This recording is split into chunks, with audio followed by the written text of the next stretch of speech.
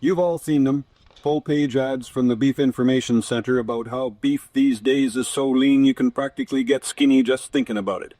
What they're trying to do is convince all the diet-conscious folks that beef is really a lot different than it used to be.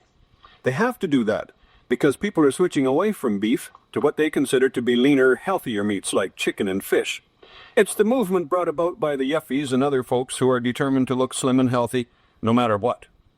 If you go back a few years, beef was fatter than other meats, but that's been changing. The grading system we have right now is one of the best in the world. It describes accurately the age, cutability or meat yield, and the eating quality of beef. This system was introduced in 1972. Among other things, it pays close attention to fatness and rewards farmers for growing leaner beef. It's made a big difference over the years.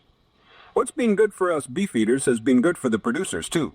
The last 100 pounds or so the animal puts on in the feedlot is practically pure fat. It costs more than $5 a pound to put that fat on. In the old days, the feedlot operator had to put on quite a bit of fat to get a good grade, and then the supermarket just cut it off and threw it away. Well, now an animal with more than 14 millimeters of fat over his ribs gets severely downgraded, and the farmer gets less money, so it pays to put on less fat.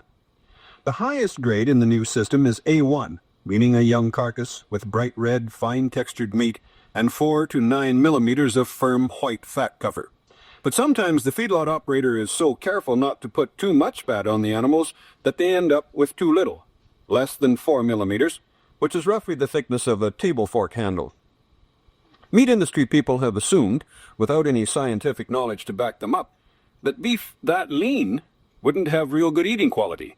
Until this year, this super lean beef was dumped into grade B1, which was a catch-all grade that included dark-colored meat and beef with yellow fat. Needless to say, you wouldn't find this grade of beef on the supermarket shelves. But yuppies rejoice. Grade B1 has been changed.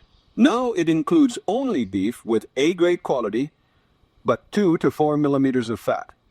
No dark meat, no yellow fat, no half-starved emaciated carcasses, just lean ones, fine-textured, well-muscled carcasses with bright red meat that would grade A1 for sure, except they just don't have quite enough fat. Hallelujah, Fat City, this ain't. Now, if your salivary glands are revving up and you're starting to fantasize about a lean piece of beef sizzling under the broiler, just unwind a little. There's a problem here. Remember, this gold mine of lean red meat is still classed as a B grade. B1 for sure, but still B, not A. That means no self-respecting supermarket will carry it. They always advertise the best, grade A, right? Except now, for a lot of people, grade B1 is going to be the best. But the industry doesn't know that. The wise people in the business have decided they know better than we do about what's good for us and what we'll like, and they're giving it to us no matter what we think we might like. You know, it's too bad they called it B1. They should have called it A Light or A Plus or A Minus or Yuppie Special or something. Oh well, remember, B1. I'm Noel McNaughton.